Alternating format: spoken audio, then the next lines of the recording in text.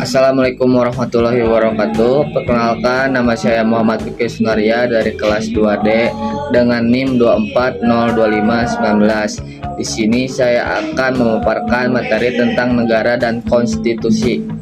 Pertama, ada pengertian peranan konstitusi dalam kehidupan bernegara. Konstitusi adalah hukum dasar tertulis yang menjadi pedoman dalam penyelenggaraan negara. Konstitusi berperan sebagai landasan dalam mengatur sistem pemerintahan, hak dan kewajiban warga negara serta hubungan antara lembaga negara. Selanjutnya ada peranan konstitusi dalam kehidupan bernegara. Yang pertama, sebagai landasan hukum tertinggi, konstitusi menjadi sumber hukum tertinggi yang harus dipatuhi oleh semua pihak termasuk pemerintah dan rakyat.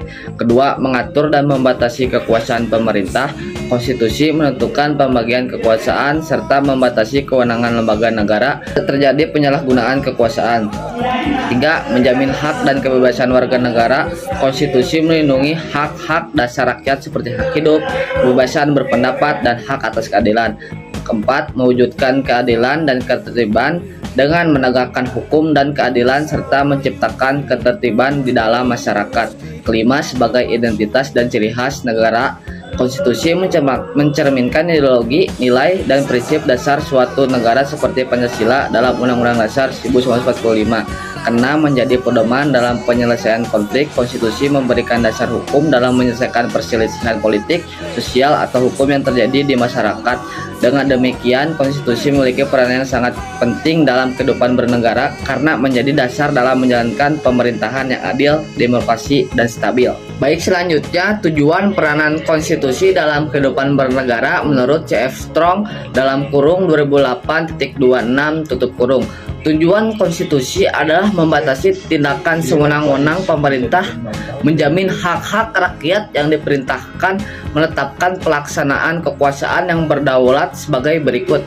Yang pertama, menjaga keseimbangan kekuasaan dan kedaulatan rakyat. Kedua, menjamin hak-hak dasar warga negara seperti kebebasan berpendapat, hak privasi, dan hak atas informasi. Ketiga, memberikan arahan kepada penguasa untuk mewujudkan tujuan negara.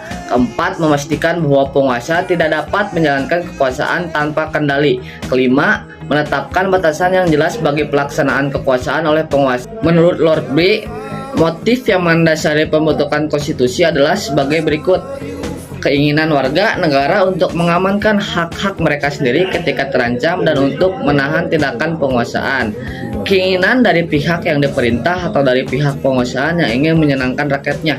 Keinginan dari mereka yang mendirikan masyarakat politik baru untuk mengamankan metode pemerintah dalam bentuk yang bersifat permanen dan dapat dipahami oleh rakyat.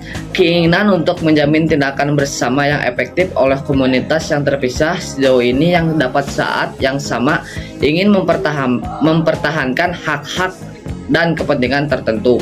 Mungkin cukup sekian pemaparan materi dari saya. Kurang lebihnya mohon maaf. Wassalamualaikum warahmatullahi wabarakatuh.